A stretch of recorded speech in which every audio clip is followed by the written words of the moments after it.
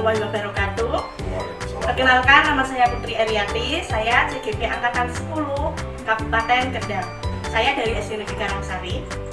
Pada kesempatan kali ini, saya akan melakukan wawancara kepada Bapak Suhartono SPD selaku Kepala Sekolah SD Negeri Karangsari.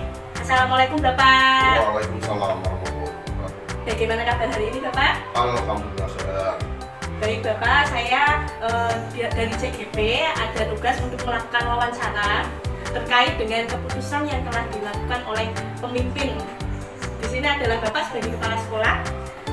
Izinkan saya melakukan wawancara dengan mengajukan beberapa pertanyaan Bapak terkait dengan keputusan yang Bapak ambil dalam instansi yang Bapak pimpin. Jika nanti ada pertanyaan yang Bapak tidak berkenan untuk menjawab, Bapak boleh tidak menjawab. Untuk pertanyaan pertama Bapak, sudah berapa lama Bapak mungkin di SD Negeri Karangsari ini? Sudah 3 tahun, sejak tanggal 8 November 2021 sampai sekarang. Selama Bapak memimpin di sini, apakah ada keputusan yang Bapak lakukan untuk kebaikan instansi ini? Ya tentu ada, karena demi kebaikan kita bersama, seharusnya dalam mengambil keputusan kita tidak tergesa-gesa, kita mendapatkan dulu bagaimana solusinya untuk membawa SD kita itu lebih baik ke jenjang yang berikutnya. Baik Bapak, selama Bapak menjadi pemimpin di SD Negeri Karangsari tentunya telah melakukan berbagai keputusan di SD tersebut. Bagaimana Bapak mengidentifikasikan suatu kasus tersebut adalah merupakan dilema etika ataupun kasus kejutan moral Bapak? Terima kasih. Untuk dilema etika atau moral, itu intinya misalnya semua ada kasus contoh yang ada perbedaan, itu bisa semuanya benar.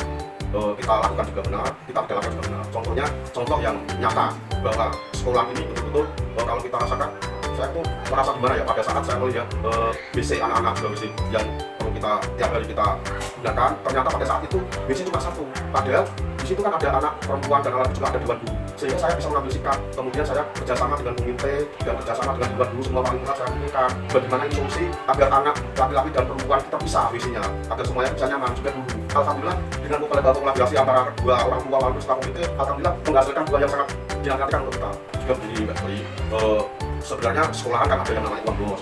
Uang bos itu tidak boleh digunakan untuk membangun fasilitas WC dan sebagainya. Tetapi karena itu sangat kebutuhan bagi kita semua, sehingga walaupun uang bos itu kan sudah ada jamnya masing-masing. Jadi bos sebenarnya seperti ini dan harus seperti ini, sehingga saya bekerja sama dengan komite, kemudian bisa antara rektor, wali murid, rapat dan sebagainya, sehingga kita mengumpulkan untuk kegiatan-kegiatan tersebut demi kelancaran anak didik kita. Baik Bapak, tadi Bapak telah menjelaskan bahwa salah satu contoh dari suatu kasus dilema etika yang telah terjadi di SD ini dan bagaimana keputusan Bapak melakukannya. Sebenarnya opsi keputusannya tidak ada yang salah ya Pak, dua-duanya benar ya? Alhamdulillah semua keputusan benar, cuma kita harus bisa intinya bisa mengambil mana yang lebih diutamakan. Ya, Jadi antara si A dan si B itu lebih baik yang mana kita lakukan. Jadi yang intinya adalah merupakan suatu prioritas lah. Ini kemajuan anak didik juga untuk kesehatan kita semua. Ya, saya jadi penasaran Bapak, karena dua-dua pilihannya ini adalah benar, lalu bagaimana Bapak pertimbangan apa untuk memilih salah satu keputusan ini jika dua-duanya benar? Ya terima kasih. Untuk mengambil keputusan, saya tidak langsung serta-merta. Saya disini kan bukan suatu penguasa, akan tetapi kan semua bapak dan ibu merupakan kita kerja. Jadi kita harus kita rapatkan dulu bagaimana solusinya seperti ini seperti ini. Kita ambil yang terbaik karena untuk menunjang pendidikan yang jenjang yang lebih panjang, maka kita perlu yang tinggi. Yang ini dipending, nanti kita untuk jenjang berikutnya seperti itu. Berarti yang Bapak katakan tadi, Bapak melihat prioritasnya dan jangka panjangnya dulu Iya, Bapak. prioritas yang betul-betul digunakan sehari-hari. Contoh yang WC itu kan sehari-hari kita gunakan. Masa antara anak laki-laki dan perempuan bagian masuk dan berapa? Maka dari itu saya bisa memilih seperti itu. Ya. Sehingga saya kerjasama dengan komite dan lain sebagainya. Alhamdulillah setujui direspon oleh wali murid, sehingga saya membangun dengan ya juga saya juga mengeluarkan bantuan dari kamar saya sendiri. Itu demi untuk menunjukkan agar antusias masyarakat wali murid dan sebagainya itu ada sambungan. Juga sekali bisa menginspirasi ya Bapak, dari tadi seperti Bapak katakan, Bapak memilih dulu prioritas, lalu jangka panjangnya dan juga manfaatnya ya Bapak untuk kesenangan anak-anak gitu ya. Lalu kemudian saya ingin bertanya Bapak, tahapan-tahapan mengambil keputusannya ini dari awal sampai akhir bagaimana? Terima kasih untuk pengambilan keputusan. Sebetulnya saya baca dulu. Saya baca dulu kriteria seperti apa dan sebagainya. Jangan sampai di kemudian hari keputusan itu akan menyebabkan masalah yang lain, beribu yang lain. Maka dari itu setelah saya pelajari, kemudian saya rapatkan enaknya gimana, solusinya gimana. Mari kita lakukan persatuan dengan kesatuan di SD kita ini untuk menuju jenjang lebih baik agar terbawa SD kita itu menuju era globalisasi itu lebih mantap agar terciptanya kondisi ya. Terima kasih Bapak. Oh berarti Bapak tadi menelaah dulu, lalu kemudian rapat koordinasi gitu kan? Iya. Baik, lalu Bapak, dari pengalaman pengambilan keputusan yang Bapak lakukan ini, menurut Bapak yang paling efektif itu bagaimana? Ya terima kasih untuk efektif karena kita adalah dalam satu sekolah itu sudah ada waktu juga penjaga pun juga terlibatkan agar tahu kesehatan sekolah itu perlu kita tata, jangan sampai larangan berserakan pada tempat sampah berada pada tempatnya, sehingga semuanya lebih sinkron. tujuannya kan membawa prestasi. Masa kalau sekolah itu kelihatannya kok umum, tetap untuk belajar nyaman. Akan tetapi kalau kebersihan itu terjaga, insya Allah belajar enak, kelas pun juga nyaman, di luar pun juga nyaman, teman-teman guru pun juga nyaman. Karena apa? Karena kerjasama. Kita butuhkan kerjasama yang betul-betul keluar dari hati kita. Jangan hanya sepatah kata di luar hati ini, tapi kita insya Allah kalau semuanya kerja dengan ikhlas, hasilnya akan muncul. Banyak itu. Terima kasih Bapak, berarti seperti yang anak-anak tadi juga bahwa dalam yang efektif menurut Bapak adalah kolaborasi melibatkan semua warga sekolah seperti itu, lalu kemudian melakukan kerjasama jadi Bapak. Yang ketujuh, selama ini adakah Bapak mengalami tantangan atau hambatan dalam melakukan keputusan Bapak tersebut? Ya, yang namanya misalkan ada kadang-kala ada tantangan. Nah, tantangan dan tantangan itu kita lalui pelan-pelan. Misal ada guru A dan B mungkin kurang makan dalam situasi yang berseteru, dan kita bisa mulai kita cari permasalahannya apa, begitu seperti itu. Kita duduk bersama, insya Allah semuanya akan selesai masalah tersebut. Terima kasih Bapak. Itu saja mungkin yang ingin saya tanyakan Bapak. Terima kasih untuk waktunya, sangat menginspirasi sekali diri saya untuk saya belajar ceritanya dari pengalaman Bapak yang Bapak ceritakan. Nanti ke depannya saya akan mengingat bagaimana Bapak mengambil suatu keputusan. Pengalaman Bapak itu akan menjadi pembelajaran bagi saya dan mungkin akan bermanfaat juga bagi teman-teman guru yang lain. Terima kasih sekali untuk waktunya. Yang sensitif pada saat nanti Anda sukses, pada saat mengambil keputusan jangan gegabah. Ditelaah dulu, dipelajari dulu, baru kalau kurang pas nanti bisa konsultasi pada teman yang lain. Misalnya kita sekolah juga harus mendengarkan, kalau belum pas bisa tanya ke sekolah. Sebaiknya gimana, sejauhnya gimana? Karena ada wadah di sekolah itu ada wadah namanya BGI. Kalau K3S itu adalah atasan dari kepala sekolah ada unggahan kata KPN. Dan kita solusinya gimana? Nah, insya Allah pecahkan bersama akan membawa kebaikan. Dari kata saya yang belajar ini bahwa suatu keputusan itu harus ada waktu jeda dalam mengambil keputusan, tidak bisa langsung. Lalu ada juga ada tahapannya, ada bagaimana Bapak mengidentifikasikan dulu mana yang harus diprioritaskan, lalu bagaimana Bapak memikirkan manfaat dan juga dalam jangka panjangnya, lalu Bapak melibatkan juga teman-teman semuanya melalui diskusi dan komunikasi. Terima kasih Bapak yang sangat menginspirasi saya. Semoga kedepannya Bapak tetap sehat dan bisa Semoga juga sukses dan sukses semuanya berjalan lancar. Semoga Bapak kedepannya selalu bisa mendapatkan yang bijak ini. Semoga berkah Bapak. Terima kasih sekali untuk teman-teman dari ilmunya. Terima kasih sekali. Assalamualaikum warahmatullahi wabarakatuh. Waalaikumsalam warahmatullahi wabarakatuh. Assalamualaikum warahmatullahi wabarakatuh. Saya Putri Aryati, CGD Angkatan 10 Kabupaten Kendal. Kali ini saya akan mewawancarai Ibu Hoirul Latifah MPD selaku Kepala Sekolah SD Negeri 2 Sindanggawi. Selamat pagi Ibu. Assalamualaikum. Apa kabar Ibu? Alhamdulillah baik Mbak Putri. Baik Ibu, jadi saya mendapat tugas dari CGD Angkatan 10 Kabupaten Kendal untuk melakukan wawancara terhadap Ibu selaku KS itu. Mohon izin untuk melakukan wawancara Ibu. Silakan Mbak Putri dengan senang hati bisa membantu tugas dari Mbak Putri. Terima kasih Ibu. Untuk pertanyaan pertama saya ingin tahu Ibu sudah berapa lama memimpin di sekolah ini? Saya baru Mbak Putri, ini baru 1 bulan saya di SD ini. Sejak tanggal 27 Juni 2024 saya mendapatkan surat penugasan di SD ini. Sebelumnya saya di SD Negeri Sari. Terima kasih Ibu. Saya ingin tahu sebelumnya apakah Ibu pernah melakukan atau membuat suatu keputusan Ibu? Sebagai kepala sekolah itu selalu Mbak Putri, kita selalu mengambil satu langkah atau mengambil satu keputusan di mana semua hal kebijakan apapun itu selalu saya ambil dan itu juga saya menerapkan warga sekolah. Jadi Ibu, selama ini bagaimana Ibu untuk mengidentifikasikan sebuah kasus-kasus itu merupakan dilema etika atau juga moral? Ya, terima kasih. Yang saya ketahui ya Mbak Putri ya, yang namanya dilema etika itu kan satu kasus atau satu masalah di mana nilai-nilainya itu sama-sama benar untuk melakukan dilema etika. Sedangkan yang juga moral itu di mana bahwasannya ada satu kasus atau masalah yang satu benar dan satu salah. Setiap lama saya jadi kepala sekolah, lebih susah mengambil kebijakan yang kecenderungannya dilema etika. Karena kan itu semuanya itu kan benar. Dua hal atau dua masalah itu sama-sama benar dengan sehingga kita memerlukan satu nilai kebajikan dalam mengambil keputusan. Sedangkan juga moral itu kan antara benar salah. Otomatis kita bisa menggunakan regulasi, menggunakan aturan itu sudah sama-sama. Baik Bu, terima kasih. Jadi selama ini bagaimana Ibu menjalankan pengambilan keputusan di sekolah tersebut? Terutama untuk kasus-kasus di mana ada dua kepentingan yang sama-sama benar atau sama-sama mengandung nilai kebajikan. Ya, terima kasih.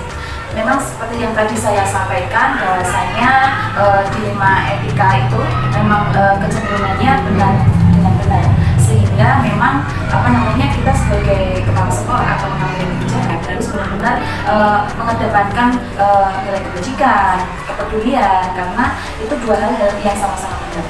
Satu kasus Mbak Putri pernah saya alami mengenai dilema etika yaitu tentang penjual yang istilahnya berjualan di depan gerbang sekolah. Itu termasuk dilema etika. Satu, bahwasannya itu akan merusak pemandangan sekolah dan akses masuk gerbang itu jadi sulit, apalagi mobil. Sementara di sisi lain, di sisi kemanusiaan, rasa kasih sayang kita bahwa pedagang itu juga butuh dia berjualan untuk hidupnya, sehingga itu merupakan satu dilema etika yang menurut saya memang sulit ya. Satu sisi ketika saya melarang jangan berjualan di situ, kan tidak semua orang bisa menerima, kadang juga salah seperti itu. Di satu sisi juga akhirnya akses ke sekolahan atau pemandangan sekolah jadi tidak indah lagi seperti itu. Terima kasih Ibu. Lalu dari pengalaman yang Ibu pernah lakukan, adakah langkah-langkah atau prosedur seperti apa yang biasanya Ibu lakukan selama ini? Ya, terima kasih. Pasti namanya ada satu masalah, ada satu kasus, yaitu yang pertama kali seorang kepala sekolah kita itu mengenali dulu masalah itu. Setelah mengenali, kemudian kita lakukan kajian bisa berkenal apa tidak. Kemudian setelah itu siapa sih yang terlibat dalam masalah itu, dalam kasus tersebut seperti apa. Nah, kemudian setelah kita mengenali, mencari tahu siapa saja, terus kita mempertimbangkan keputusan yang akan kita ambil. Apa ada peluangnya, jangka panjang, jangka pendeknya, seperti itu. Kemudian satu lagi bahwa seorang kepala sekolah itu dalam keputusan pasti untuk yang namanya kontribusi dari hal lain seperti itu. Dulu kami siswa sendiri, karena jika kita bisa memang berdampak pada siswa, sehingga kita juga butuh kita mencari tahu dari siswa, dari siswa. Kemudian sehingga walaupun kepala sekolah itu merupakan top atau orang yang paling istilahnya menjadi satu sekolahan, tapi seorang kepala sekolah yang tidak itu mengambil keputusan apapun harus dengan jalan dekat dari batas.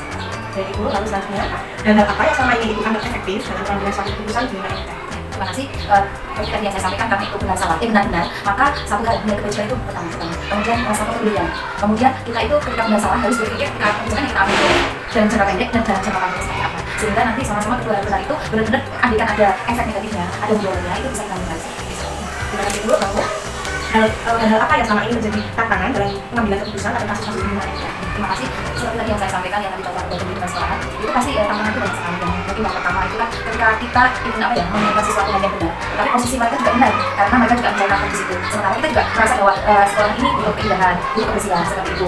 Sehingga memang tantangan tidak awal ketika kita memberitahukan komunikasi, memberikan penjelasan kepada pihak lain itu memang salah satu tantangan yang luar biasa. Dan pasti namanya sebuah keputusan itu pasti ada tantangannya, ada efeknya, ada dampak dari sebuah keputusan. Tapi ketika kita sudah berani mengambil keputusan, berarti kita bisa mempertimbangkan efek-efek ataupun nanti dampak yang terjadi dari keputusan kita. Sebagai seorang kepala sekolah itu benar-benar harus cepat tapi juga tepat. Mungkin jangan sampai karena ingin cepat sehingga kita tidak berpikir tadi jangka pendek atau mungkin ingin tepat sehingga terlalu lama. Padahal sebuah masalah atau kasus itu tidak boleh berlama, harus selesai. Berarti harus cepat. Terima kasih Bu. Lalu dalam kala Ibu mengambil keputusan Ibu, apakah ada jadwal tertentu dalam penyelesaian kasus di dunia etika? Apakah langsung menyelesaikan di tempat atau memiliki sebuah jadwal untuk menyelesaikannya dalam prosedur atau seperti lainnya? Terima kasih. Selama saya di kepala sekolah, saya tidak pernah membuat jadwal penyelesaian kasus. Tapi saya punya prinsip setiap masalah, setiap kasus harus diselesaikan. Karena semakin lama kita membahas sebuah masalah, itu akan semakin besar masalah itu. Nah, untuk penjelasan saya tidak punya, tapi saya punya sebuah prioritas. Masalah itu kan sesuatu banyak mungkin dari masyarakat, anak-anak, orang tua, atau even kita yang muda. Di antara semua masalah itu yang dijelaskan, tapi saya membuat sebuah prioritas. Kira-kira di antara masalah itu mana yang paling besar efeknya atau yang harus kita selesaikan terlebih dahulu, dan itu saya selesaikan. Seperti itu. Jadi dijelaskan tadi menggunakan skala prioritas agar masalah itu selesai. Terima kasih Bu. Lalu adakah faktor yang selama ini mempermudah atau membantu Ibu dalam pengambilan keputusan kasus-kasus di dunia etika? Ya, terima kasih. Kalau faktornya yang pertama komunikasi. Karena dengan komunikasi yang baik, masalah apapun akan diselesaikan dengan baik. Contoh ketika kita memberitahu, katakanlah contoh misalnya ada berita yang menggunakan komunikasi yang tidak baik, saya tegur, Pak, mereka kok siang. Itu dengan komunikasi itu pasti guru kita akan bisa lagi. Kan misalnya kalau ada apa ya, kesenangan sakit atau mungkin orang yang sakit kan lebih dahulu. Karena itu saya komunikasi itu penting. Kita mengatakan sesuatu, walaupun kita katakan ketika ada kita tidak setuju, tetapi menolak dengan cara yang bagus dengan komunikasi yang baik itu pasti kita penting. Karena itu faktornya yang pertama komunikasi. Apapun masalahnya ketika komunikasi yang baik, insya Allah bisa diselesaikan atau dicarikan solusi yang terbaik. Kemudian kalau siapa saja yang pasti wakil sekolah. Yang pertama sih guru, karena guru itu bukan hewan yang kepala sekolah, guru itu partner, guru itu teman-teman saya kepala sekolah, teman bekerja juga dengan kepala sekolah, sehingga guru itu merupakan pendapat kita setelah kita sendiri kita saya pilih. Kemudian juga sesuatu yang saya sampaikan bahwa kadang-kadang kita butuh masalah siswa untuk saya dengan siswa apa sih mereka, karena ketika ada suatu masalah itu sudah dari mereka, kita harus mendengar mereka juga karena mereka juga punya hak untuk mengeluarkan pendapat juga, sehingga keputusan yang kita ambil itu juga dicoba balik ke mereka. Kemudian lalu juga merupakan faktor yang utama dalam sebuah saling pendidikan pada masyarakat ini support system yang luar biasa, karena ketika masyarakatnya sudah menyatu punya masalah apa dia akan dibagi masih ada yang berlangsung seperti itu. Terima kasih Bu. Lalu dari semua hal yang telah disampaikan tadi, pembelajaran apa yang dapat Ibu petik dari pengalaman pengambilan keputusan dunia etika ini? Terima kasih.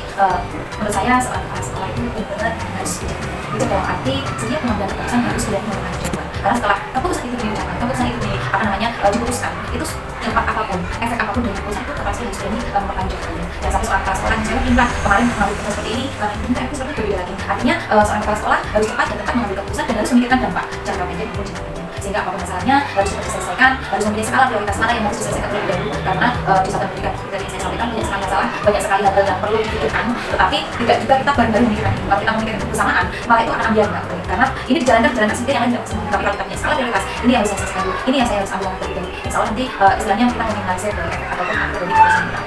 Terima kasih Bu, apa yang disampaikan sangat menginspirasi bagi saya, untuk belajar untuk saya bertanya saya Bu. Terima kasih Bu Anda. Demikian wawancara saya bersama Ibu Khairul Latifah MTD. Terima kasih Ibu. Sekian dan terima kasih. Wassalamualaikum warahmatullahi wabarakatuh.